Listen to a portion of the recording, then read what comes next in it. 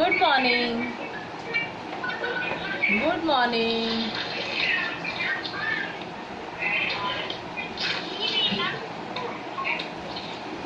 Good morning, good morning, good morning बेटा, good morning, good morning, good morning, good morning, good morning. हाँ बोलिए।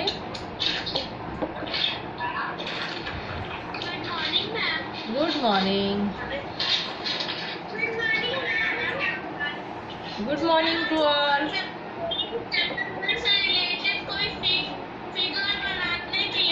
हाँ, book में आपके पिक्चर दिया है ना बेटा, जो बुक में उससे ही बनाना है आपको, जो चैप्टर में दिया है हमारे, बस उससे ही आपको बनाना है। दूसरी कौन सी पिक्चर बनाएंगे इसमें? एक मिनट दिखाइए, दिखाइए।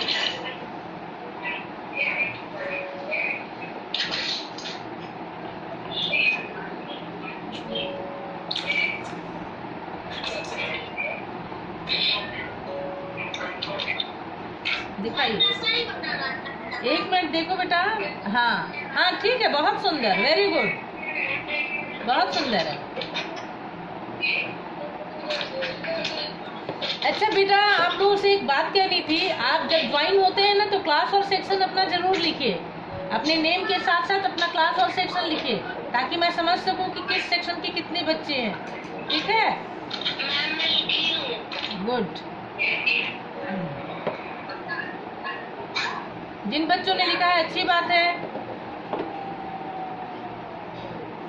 आज हम लोग क्या पढ़ेंगे पता है ना? ज्ञान सागर पढ़ेंगे और चैप्टर 2 पार्ट 2, ज्ञान सागर पार्ट 2। ठीक है,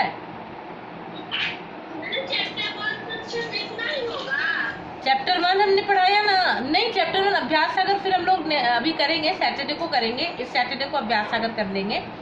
आज चैप्टर 2। हाँ, क्या चैप्टर 1 बोलिए।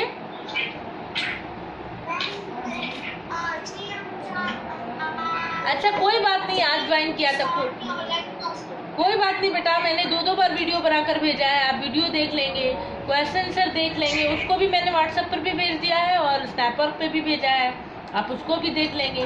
और वीडियो तो मेरा 2 दिन का है।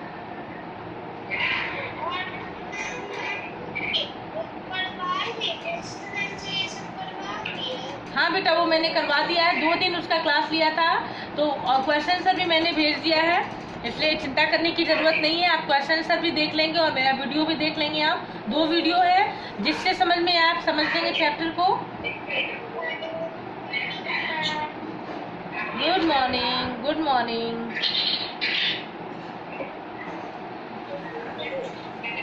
चलिए अब हम लोग पाठ शुरू करें, पढ़ाई शुरू करें अपनी।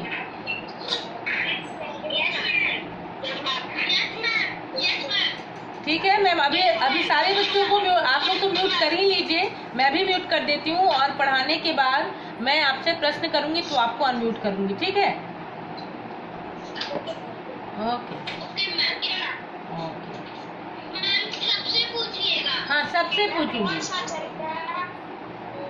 चैप्टर 2 हाँ, ज्ञान सागर पार्ट 2, ज्ञान सागर। ठीक है,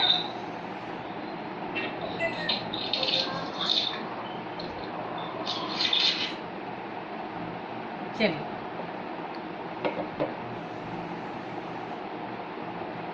पार्ट 2। पार्ट 2 क्या है हमारा? चिट्ठी के अक्षर। आपने पाठ पढ़ा है इसके पहले? पाठ पढ़ा है? नहीं पढ़ा है? क्यों? पढ़ना था ना। जब मैंने चैप्टर में डाल दिया, आपका जब क्लास शेड्यूल किया मैंने, उस वक्त ही मैंने चैप्टर भी डाल दिया था कि कौन सा पाठ हमें पढ़ना है। तो पढ़ने का क्या तरीका है, आप फिर से एक बार जान लीजिए कि कैसे पढ़ाई करते हैं। जब हमारा पाठ शुरू होता है ना, तो उसके पहले टीचर क्यों बताते हैं कि नेक्स्ट डे हम लोग क्या पढ़ेंगे। हमने क्लास शेड्यूल करने के पहले आपको उसमें शेड्यूल किया तो चैप्टर लिखा था ना, इसलिए ताकि आप पढ़ कर आए। तो अगली बार से तरीका क्या है पढ़ने का कि जब हम पढ़ाई करते हैं तो जो चैप्टर पढ़ाई होने वाली होती है उसको हम पढ़ लेते हैं, फिर क्लासरूम में पढ़ते हैं, फिर घर जाकर भी पढ़ते हैं, तो वो पाठ हमें समझ में आती है।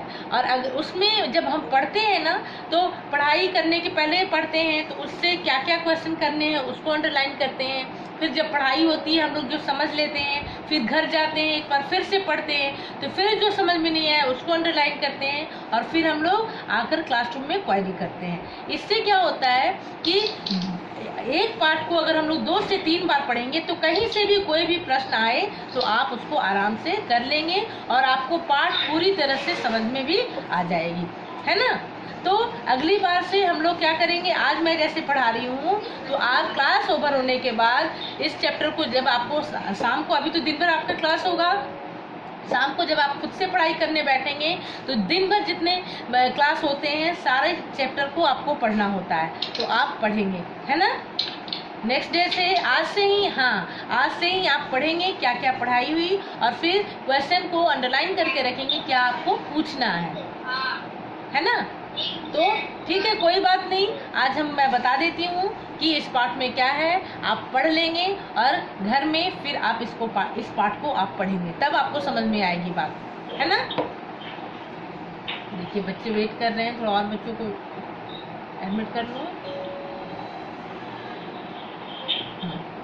अब देखिए हमारा पाठ है चिट्ठी के अक्षर। इस पाठ में क्या है, पहले हम लोग पाठ परिचय दे देते हैं। आप ज्ञान सागर की बुक निकालिए अपनी और पाठ 2 निकालिए।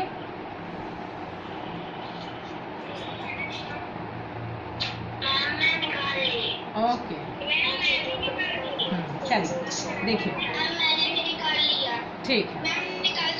हाँ, अब मैं पहले आपको इस पाठ का परिचय दे देती हूँ।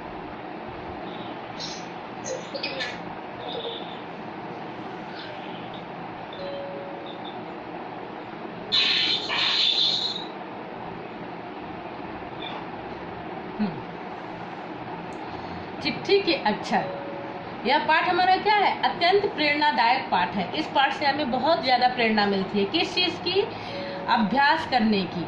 जब हम इस पाठ को पढ़ेंगे तो जानेंगे कि अभ्यास करने से इसमें कैसे अभ्यास करने से जो हमारे इसके पात्र हैं वो रण क्षेत्र में अपना दाहिना हाथ गवा बैठे हैं। आप पाठ को पढ़ेंगे तो जानेंगे कि क्या है इसमें।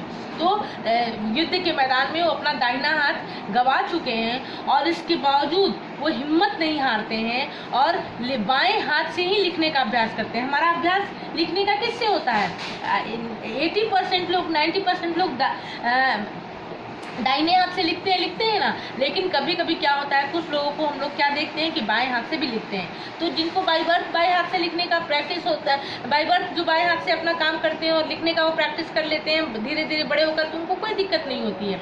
लेकिन जो शुरू से दाहिने हाथ से लिख रहे हैं और अचानक से उनको बाएं हाथ से लिखना पड़े तो उनकी राइटिंग खराब हो जाएगी ना। तो यही बात इस पाठ में भी बताई गई है कि कैसे महिपाल सिंह जो इस पाठ के पात्र हैं, मुख्य पात्र हैं, उनका वो फौज में थे और उनका रण क्षेत्र में जब युद्ध के मैदान में वो जाते हैं तो उनका हाथ कैसे बम से उड़ जाता है और बाद में जब वो घर आते हैं तो अपने बाएं हाथ से ही वो लिखने का प्रयास करते हैं और लिखते लिखते वो निरंतर अभ्यास से, यानी कि मतलब हमेशा वो दिन भर अभ्यास ही करते रहते हैं, प्रैक्टिस ही करते रहते हैं और करते करते फिर गोल गोल सुंदर सुंदर तथा सांचे में ढले हुए अक्षर लिखने में वो पारंगत हो जाते हैं। ये पाठ का परिचय है, ठीक है।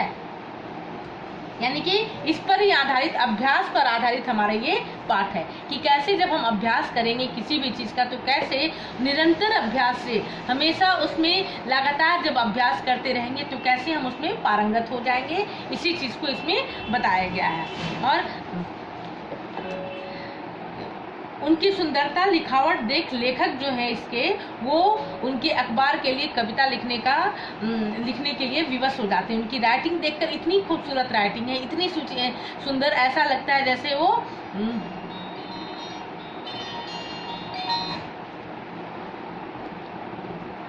हेलो, हाँ बेटा क्लास हो रहा है ना, आप ज्वाइन कीजिए क्लास को। क्लास में फिर से फिर से रीस्टार्ट कीजिए, उसको ज्वाइन हो जाएगा, रीस्टार्ट कीजिए।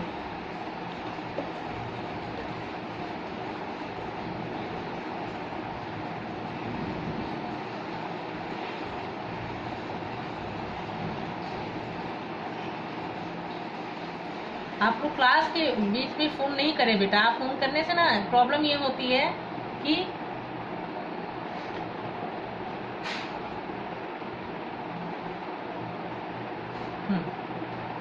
कट जाता है ना फोन, तो फिर दिक्कत होने लगती है। आवाज नहीं आ रही है मेरी? अभी देखती हूँ मैं।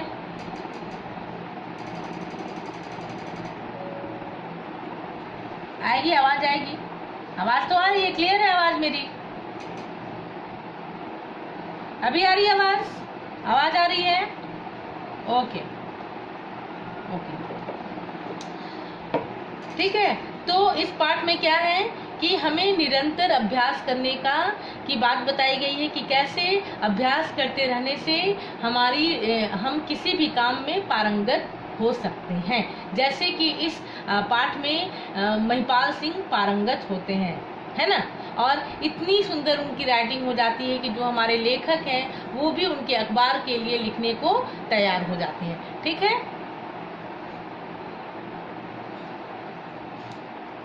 आप लोग का जो टाइम है उसमें आप एडमिट हो जाइए।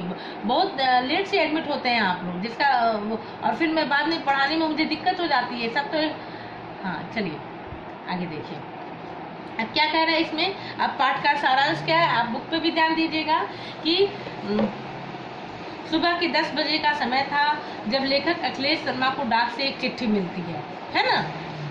इस चिट्ठी में किसी अखबार के संपादक महिपाल सिंह ने एक कविता भेजने का अनुरोध किया था। यूँ तो लेखक के पास बहुत सी चिट्ठियां आती रहती थी, पर इस पत्र की लिखावट ने लेखक का मन खींच लिया और वह अखबार के लिए कविता लिखने को तैयार हो गए। यह कविता अखबार के जिस अंक में छपी थी, संपादक ने उसे लेखक के पास भेज दिया। देखिए, जो लेखक हैं इसके, वो अपने घर में अपना काम कर रहे हैं, लिखने का काम कर रहे हैं, और तभी सुबह के कितने बज रहे थे? 10 बज रहे थे। और लेखक का क्या नाम है? अखिलेश शर्मा। वो एक डाक आती है, पोस्ट। अब तो पोस्ट ऑफिस, पोस्ट का जमाना ही चला गया। पहले चिट्ठियां आती थी, वो प्यून पोस्टमैन आता था, डाकिया आता था और चिट्ठी देकर जाता था, या हम लोग भी चिट्ठी पोस्ट करते थे। लेकिन अब तो हमारे यहाँ मोबाइल, लैपटॉप सब कुछ आ गया। आप लोगों को तो पता भी नहीं होगा कि अंतर्देशीय कैसी होती है और कैसे उसमें लिखा जाता है। तो एक समय था जब डाकिया ही चिट्ठी को लेकर आता था और वो घर घर पहुंचाता था। हम लोग पोस्ट ऑफिस में डालते थे जाकर अपनी चिट्ठी को, और घर घर पहुंचाता था। तो इसमें भी वही है, अखिलेश शर्मा अपने घर में बैठे हुए लिखने का काम कर रहे हैं, और तभी एक डाकिया आता है और एक चिट्ठी उनको मिलती है। उस चिट्ठी में किसी अखबार के संपादक महिपाल सिंह का नाम है, और उसमें अनुरोध किया गया है कि आप मेरे लिए, मेरे अखबार के लिए कुछ लिखिए। देखिए, लेखक को जब वो चिट्ठी मिलती है तो उसमें क्या लिखा हुआ है वो नहीं पढ़ते हैं। पहले उस चिट्ठी की लिखावट पे उनकी नज़र जाती है। इतनी सुंदर लिखावट है।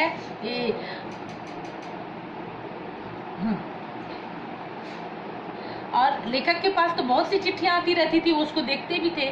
लेकिन इस चिट्ठी को देखकर, उसकी लिखावट को देखकर, वो मतलब लिखावट की खूबसूरती इतनी थी, इतनी सुंदर वो राइटिंग थी कि उनका ध्यान अचानक ही उस लिखावट पे चला जाता है, और वो उनकी महिपाल सिंह के अखबार के लिए कविता लिखने को तैयार हो जाते हैं। और जिस अंक में कविता छपी थी, संपादक भी उस लेखक को, मतलब उस अंक को भी लेखक के पास वो संपादक भेज देते हैं। ठीक है, इस साप्ताहिक अखबार में 32 पृष्ठ थे। देखिए, महिपाल सिंह जो थे वो साप्ताहिक अखबार निकालते थे। हमारे यहाँ कैसा अखबार आता है? दैनिक, हर रोज जो आए, प्रत्येक दिन जो आए, वो दैनिक कहलाता है। तो हमारे यहाँ दैनिक अखबार आता है। लेकिन जो संपादक थे, संपादक कौन थे? महिपाल सिंह। वो साप्ताहिक अखबार निकालते थे, यानी पूरे एक सप्ताह की खबर वो अपने अखबार में निकालते थे, और उनका वो अखबार पूरे 32 पृष्ठ का होता था, यानी 32 पेज का होता था। पृष्ठ यानी पेज, 32 पेज का होता था। और उस 32 पेज में क्या क्या होता था, जिसमें ग्रामीण पृष्ठभूमि वाले समाचारों को प्रमुखता से छापा गया था। लेखक को यह अखबार बहुत पसंद आया और उसने उसके दूसरे अंक के लिए भी कविता भेज दी। देखिए उसमें उन्होंने क्या किया था कि ग्रामीण पृष्ठभूमि की, यानी कि गांव की कुछ बात, गांव के कुछ समाचार को, इधर उधर के समाचार को, बहुत सारे समाचार डाले थे, लेकिन ग्रामीण पृष्ठभूमि के समाचार उसमें बहुत ज़्यादा थे, प्रमुखता दी गई थी उसमें उसको, इसलिए लेखक को उनका वो अखबार बहुत पसंद आया और दोबारा उस अखबार के लिए फिर से एक कविता भेज दी। किसके लिए? छपने के लिए। अब कविता और कहानी भेजने का सिलसिला भी शुरू हो गया। हमेशा कविता और कहानियां लेखक भेजते रहते थे, संपादक डिमांड करते रहते थे और लेखक भेजते रहते थे, जिसके कारण लेखक और संपादक के मन में परस्पर प्रेम पैदा हो गया। अब वो लोग दोनों खुश थे क्योंकि दोनों ने एक दूसरे को देखा नहीं था, लेकिन दोनों पेन के माध्यम से, कलम के माध्यम से दोनों में दोस्ती हो गई थी और दोनों काफी खुश थे और उनमें आपस में परस्पर प्रेम पैदा हो गया था, बस कलम के माध्यम से। यानी कि लेखक को संपादक की वो पृष्ठभूमि, जो ग्रामीण पृष्ठभूमि से संबंधित जो अखबार निकलते थे 32 पृष्ठ के, वो, और साथ ही साथ लेखक को उनकी वो हैंडराइटिंग इतनी सुंदर लगती थी कि बिना अब उनके कहे वो हर सप्ताह उनके लिए, उनके उस अखबार के लिए कविता और कहानियां भेजते रहते थे और दोनों आपस में एक अच्छे मित्र बन गए थे। यहाँ तक तो बात समझ में आ गई है ना। अब आगे बढ़ते हैं। एक बार लेखक से मिलने की इच्छा प्रकट करते हुए संपादक ने पत्र लिखा। अब चूंकि दोनों दोस्त हो गए थे लेकिन दोनों ने एक दूसरे को देखा नहीं था, इसलिए संपादक की इच्छा थी। संपादक कौन है यहाँ पे? महिपाल सिंह। तो संपादक की इच्छा थी कि वो उनसे मिले, तो उन्होंने एक पत्र लिखा और क्या कहा कि यदि आपका कभी इधर आना हो तो मेरे ही घर ठहरने की कृपा करें। कहा कि अगर आप यहाँ आ सकते हैं, इस एरिया में मेरे आ सकते हैं, तो आप जरूर आए और मेरे घर ठहरने की आप कृपा करें। लेखक ने भी आश्वासन भरा पत्र लिखकर जवाब दे दिया और कहा कि जब भी समय मिला और मैं उधर आऊँगा तो आपके पास जरूर आऊँगा, आपसे भेंट करने जरूर आऊँगा। और इत्तेफाक देखिए कि जैसे ही वो पत्र आया उसके कुछ ही दिनों बाद लेखक को उनके जहाँ वो रहते थे संपादक, वहाँ किसी शादी में उनको जाना पड़ा। संयोग से लेखक को एक शादी में उधर जाना पड़ा। शादी के कार्यक्रम से निवृत्त हो वह संपादक महिपाल सिंह के घर गए और अपना परिचय दिया। अब चूंकि वो उस जगह गए थे, तो जब शादी खत्म हो गई तो वहाँ से वो निपटते हुए, शादी को अटेंड करते हुए जब शादी खत्म हो गई तो वो लेखक के घर गए और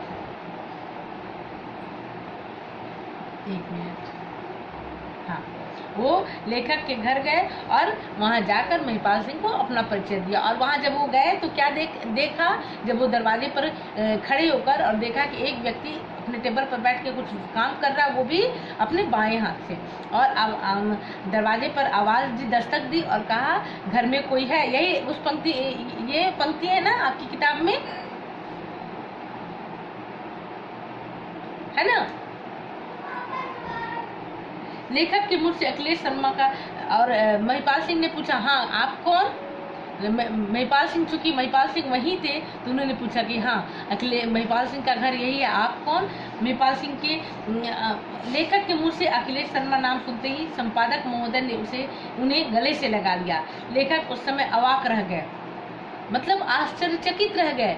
लेखक ने अपना जब नाम बताया कि मैं अखिलेश शर्मा हूँ, महिपाल सिंह बहुत खुश हुए उनसे मिलकर और खुशी में उनको गले लगा लिया। लेकिन अखिलेश शर्मा बहुत ज़्यादा आश्चर्यचकित थे। और किस बात से थे? उन्होंने देखा कि उनका एक ही हाथ है, सिर्फ बायां हाथ था उनका, परंतु वे बड़े खुश और स्वस्थ थे। पत्र की लिखावट को याद कर उनके मन में अनेक सारे प्रश्न उठने लगे। तभी संपादक महिपाल सिंह ने बताया कि आपको चिट्ठियां भेजने वाला महिपाल एक हाथ का आदमी है। क्या आप यही सोच रहे हैं ना? देखिए, जब लेखक ने महिपाल सिंह को देखा तो उनके मन में बहुत सारे प्रश्न कौहने लगे, बहुत सारे प्रश्न गूंजने लगे। और वो प्रश्न क्या थे? क्या यह वही आदमी है जिसकी लिखावट इतनी सुंदर है, और क्या ये वही आदमी है जो बाएं हाथ से इतना सुंदर लिखता है? बहुत सारे प्रश्न उनके मस्तिष्क में घूमने लगे।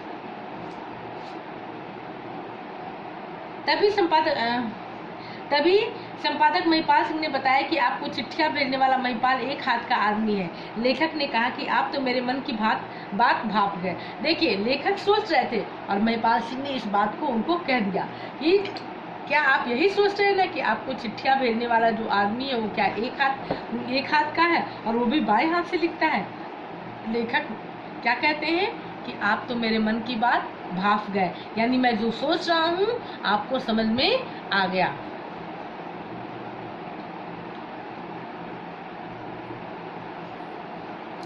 यह सुन उन्होंने बताया कि दाएं बाएं में कुछ फर्क नहीं होता है। अब वो क्या समझाते हैं कि दाएं बाएं में कोई फर्क नहीं होता है, दाएं बाएं में एक ही गुण होते हैं। जो गुण दाहिने हाथ में वही बाएं हाथ में ना, दोनों हाथ तो बराबर होती है। बस अंतर क्या होता है? अभ्यास का। हम लोग जिस चीज से अभ्यास कर लेते हैं, जिस चीज का अभ्यास कर लेते हैं उसमें पारंगत हो जाते हैं, और यही चीज महिपाल सिंह ने लेखक को बताई। यह तो व्यक्ति पर निर्भर करता है, हमारे और आप पर निर्भर करता है कि इस समय कि वह किस हाथ से काम करता है ना। हम लोग जिस हाथ से जिस चीज का अभ्यास कर लेंगे, जिसका प्रैक्टिस कर लेंगे, जिस चीज की प्रैक्टिस कर लेंगे उसी में हम पारंगत हो जाएंगे। लेखक ने भी यही बात कही कि वो हमारे और आपके ऊपर निर्भर करता है कि हम किस चीज से अभ्यास कर रहे हैं। लेखक द्वारा यह पूछने पर कि वे कब से लिख रहे हैं, तब उन्होंने सोचकर बताया कि इस समय उनकी उम्र 55 वर्ष की है। अब चूंकि जब लेखक जान गए कि हाँ ये बाएं हाथ से लिखते हैं, तब उन्होंने पूछा कि आप बाएं हाथ से कब से लिख रहे हैं? क्या आप बचपन से ही बाएं हाथ से लिखते हैं कि बाद में? तब संपादक ने क्या बताया, महिपाल सिंह ने क्या कहा कि अभी मेरी उम्र 55 वर्ष की है, 55 ईयर्स है ना। अभी महिपाल सिंह की उम्र कितनी थी? 55 साल की। अब ये 40 की उम्र में जब फौज में रहे तो फौज में जब थे तो दाएं बाएं दोनों हाथों से अचूक निशाना लगाते थे। फौजी थे, प्रैक्टिस बहुत था, तो दोनों हाथों से वो निशाना लगाते थे। एक बार जब ये मोर्चे पर शत्रु को अपनी गोलियों का निशाना बना रहे थे, तभी उनके पास एक बम फटा और उनका दाहिना हाथ कंधे तक उड़ गया। अपने बारे में उन्होंने क्या बताया कि जब मैं फौज में था और शत्रुओं को अपनी गोलियों का निशाना बना रहा था, तभी अचानक मेरे दाहिने हाथ के पास आकर बम फटा और मेरा दाहिना हाथ कंधे से उड़ गया, है ना। बहुत दिनों तक वो अस्पताल में भर्ती रहे, और जब वो ठीक हुए तो उनको सरकार ने क्या किया कि दाहिना हाथ तो उनका फट गया। महीनों अस्पताल में रहने के बाद सरकार ने उन्हें पेंशन देकर सेवा मुक्त कर दिया। कहा कि अब तो क्योंकि फौज में तो हाथों का ही काम है ना, युद्ध करना है, बंदूक चलानी है, तो अब हाथ ही नहीं थे, तो सरकार ने उनको सेवा मुक्त कर दिया, यानी रिटायरमेंट दे दी, और कहा कि और पैसे भी दिए, और कहा कि अब आपको जो इच्छा हो वो बताइए, सरकार आपकी मदद करेगी। और इनकी क्या इच्छा थी? इनकी इच्छा थी कि उनकी ही इच्छा अनुसार अखबार निकालने का प्रबंध कर दिया गया। उन्होंने कहा कि मुझे कुछ अखबार और लिखने की कुछ सामग्री चाहिए, मैं बस अखबार निकालूंगा, यही मेरी इच्छा है कि मैं अखबार निकालूं। सरकार ने उनकी पूरी मदद की।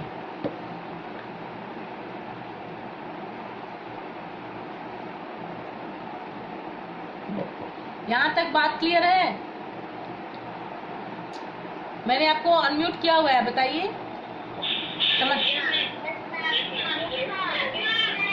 ओके, समझ में आ रही है ना बात? आगे बढ़ें?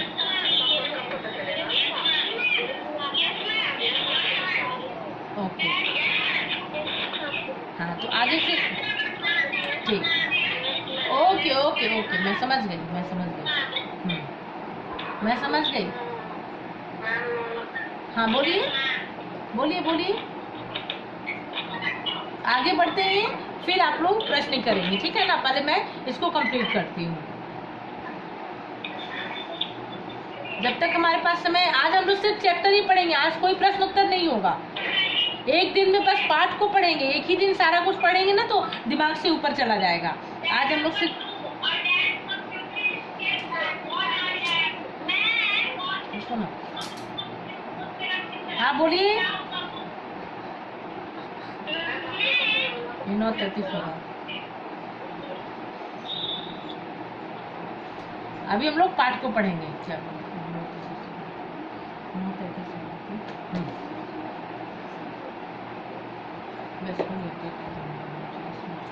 चलिए आगे देखते हैं।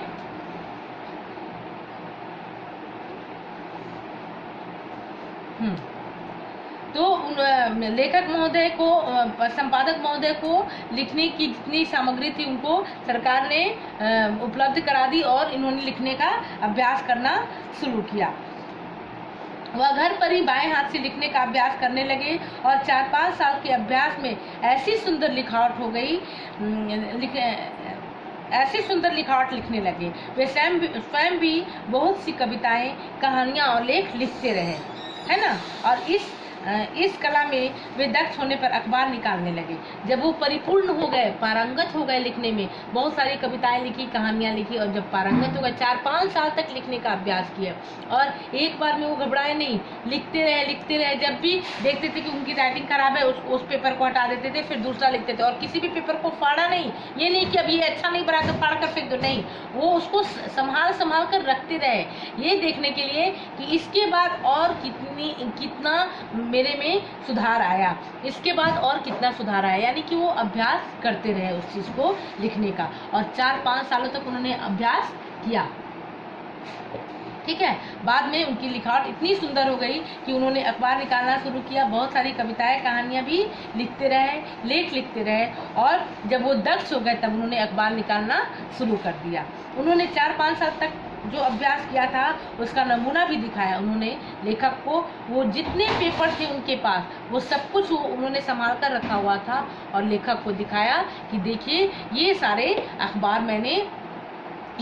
अभ्यास मैंने किए थे और सब कुछ मैंने लिखा है कि जब मैं 2 महीने के प्रैक्टिस में कैसा मैंने लिखना शुरू किया, फिर 6 महीने में तो कैसा लिखना शुरू किया। ऐसे करते करते 3-4 सालों तक जो उन्होंने अभ्यास किया था, सबका प्रैक्टिस करना उन्होंने, सब कुछ उन्होंने दिखाया। किसे? लेखक को। लेखक ने देखा, और लेखक ने क्या देखा कि टेढ़े मेढ़े अक्षर, दूर दूर अक्षर, अलग अलग अक्षर, फिर सुधरे हुए अक्षर, और फिर गोल गोल सुंदर अक्षर, और फिर साँचे में ढले हुए अक्षर। उनकी लिखावट इतनी खूबसूरत हो गई थी कि ऐसा लगता था कि साँचे में ढले, मतलब कि जैसे आप देखते हैं ईंट को, देखा है आपने? ईंट जिससे दीवार बनती है, घर बनाया जाता है ना, तो उसको वो देखते हैं कैसे वो उस आकार का निकल जाता है, उसका एक साँचा होता है। उस ईंट पर तरह तरह के नाम भी लिखे होते हैं कभी कभी। तो आपने कभी सोचा है कि आखिर इसमें नाम कहाँ से आ गया, किसने बैठकर लिख दिया? कोई बैठकर नहीं लिखता है, उसका एक साँचा होता है, और उसमें मिट्टी को भरा जाता है, बालू मिट्टी को मिलाकर, और उसको आग में पकाया जाता है, चिमनी होती है, और उस जब वो पक जाता है तो उससे वो उसको निकाला जाता है। तो वो साँची में, तो ठीक वैसे ही जैसे ईंट साँचे में ढालकर निकाला जाता है। फिर आजकल आप लोग एक बच्चे एक वो क्या एक बनाते हैं, आप लोग के पास उसका साँचा भी होता है, क्या बनाते हैं आप? मतलब तरह तरह के खेल उससे खेले जाते हैं। तो वो सबके पास एक, आप लोग तो अब तरह के साँचे आ चुके हैं बच्चों के पास, उससे वो जैसा आप आकार निकालिएगा निकल जाएगा। तो उस वक्त मतलब कहने का मतलब ये कि लेखक की हैंडराइटिंग, उनकी लिखावट इतनी सुंदर हो गई थी कि ऐसा लगता था कि साँचे में ढले हुए हों। क्या बोलते हैं उसको, जिससे खेलती होती?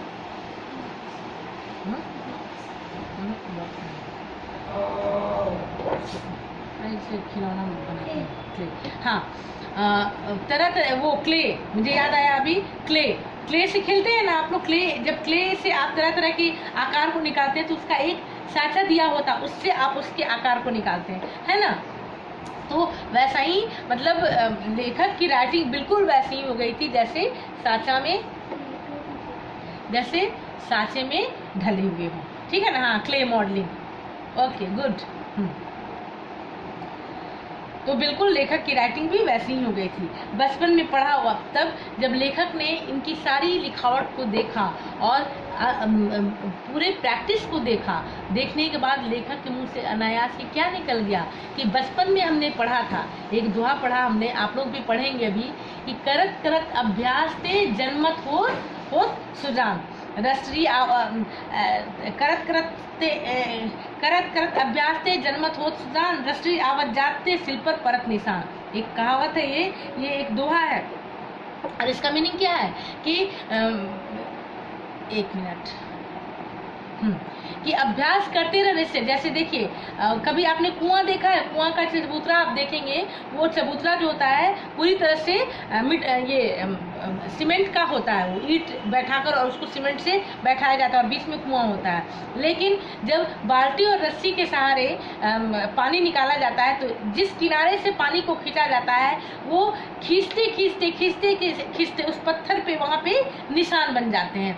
पत्थर तो काफी कठोर होता है, लेकिन फिर भी वहाँ बार बार वहाँ खींचा जाता है तो वहाँ पे निशान बन जाते हैं। तो लेखक ने यहाँ क्या कहा कि ये मैंने बचपन में ये कहावत सुनी थी कि अभ्यास करने से सिर पर भी निशान बन जाते हैं, और आज मैंने इस चीज को देख भी लिया। कहाँ देखा? संपादक की उस लिखावट में, है ना। तो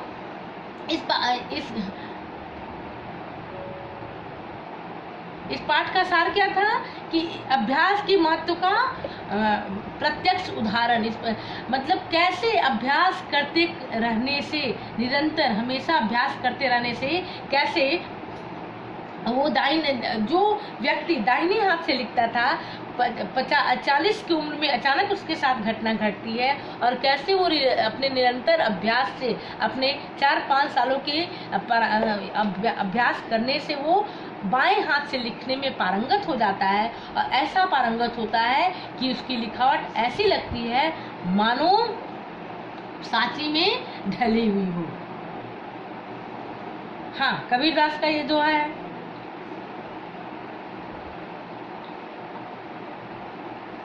एक मिनट,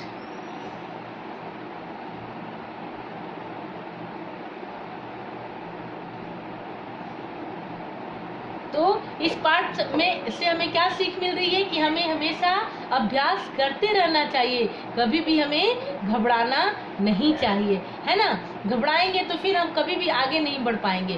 तो लाख हमारे जीवन में कुछ भी हो जाए, कोई भी समस्या आ जाए, हमें घबराना नहीं है और हमें उससे आगे निकलना है। हमें अभ्यास करते रहना है। मान लीजिए कि आपको आपकी इच्छा, आप बहुत पढ़ रहे हैं, बहुत प्रैक्टिस कर रहे हैं, लिखने का प्रैक्टिस कर रहे हैं, बहुत पढ़ाई आप कर रहे हैं, लेकिन फिर भी आप जितना नंबर चाहते हैं आपको उस विषय में नहीं आ पा रहे हैं, या आप क्लास में नहीं आप अच्छा कर पा रहे हैं, कोई बात नहीं। आप हमेशा खुशी से और खुशी से मेहनत करते रहिए और हमेशा अभ्यास करते रहिए। देखिए, निश्चित रूप से आप उसमें सफल होंगे, है ना। आगे बात समझ में? जैसा कि हमारे संपादक महोदय ने किया। अरे होमवर्क के लिए क्यों परेशान होते हैं आप लोग? अभी आपका होमवर्क, हाँ बोलिए। हाँ बोलिए बेटा, बोलिए। क्या बोलिए?